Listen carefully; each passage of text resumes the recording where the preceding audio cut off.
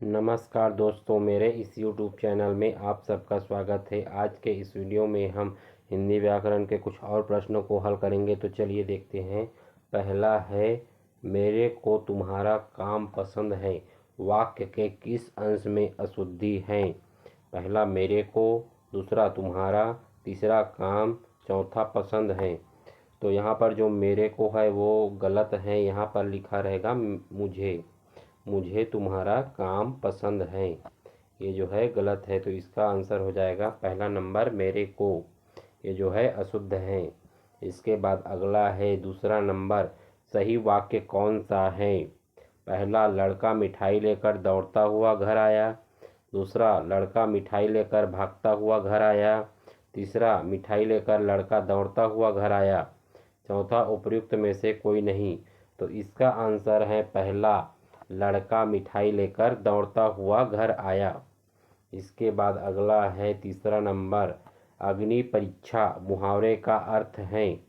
तो अग्नि परीक्षा मुहावरे का अर्थ है बहुत कठिन। अग्नि परीक्षा यानी बहुत कठिन।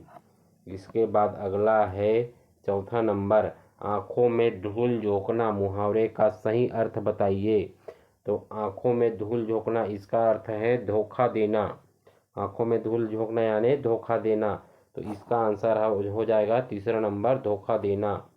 इसके बाद अगला है पांचवा, काव्य में शब्दागत तथा अर्थगत सौंदर्य की वृद्धि उत्पन्न करने वाले साधन को क्या कहते हैं? तो काव्य में जो अर्थ और शब्द की सुंदरता को बढ़ाते हैं उस शब्द को कहते हैं अलंकार। तो इसका आंसर हो जाएगा पहला, अलंकार। इसके बाद अगला है, अलंकार के मुख्यतः कितने वर्ग हैं? छठवां प्रश्न है, अलंकार के मुख्यतः कितने वर्ग हैं? तो इसका आंसर हो जाएगा 3। अलंकार के 3 वर्ग है। कौन कौन से हैं? एक शब्द अलंकार है, दूसरा अर्थ अलंकार है, और तीसरा है उभय अलंकार। तीसरा कौन सा है? उभय अलंकार। तो इसके 3 भेद हैं, शब्द अलंकार, अर्थ अलंकार और उभय अलंकार। इसके बाद अगला है 7वां नंबर, दोहा छंद के विषम चरणों में कितनी मात्राएं होती हैं? तो दोहा छंद के विषम चरणों में होती है 13 मात्राएं। दोहा छंद के विषम चरणों में कितनी मात्राएं होती हैं? 13। और सम चरणों में होती है 11। विषम चरणों में 13 और सम चरणों में 11। तो इसका आंसर हो जाएगा तीसरा नंबर 13। इसके बाद अगला है 8वां प्रश्न, काव्य में कितने रस माने जाते हैं? तो काव्य में 9 रस माने जाते हैं। काव्य में कितने रस माने जाते हैं? 9 रस। इसका आंसर हो जाएगा चौथा नंबर 9। इसके बाद अगला है 9वां प्रश्न, काव्य में सर्वश्रेष्ठ रस किसे माना जाता है? तो श्रृंगार रस को सर्वश्रेष्ठ रस माना जाता है। इसी को रसराज भी कहा जाता है। रसराज यानी रसों का राजा।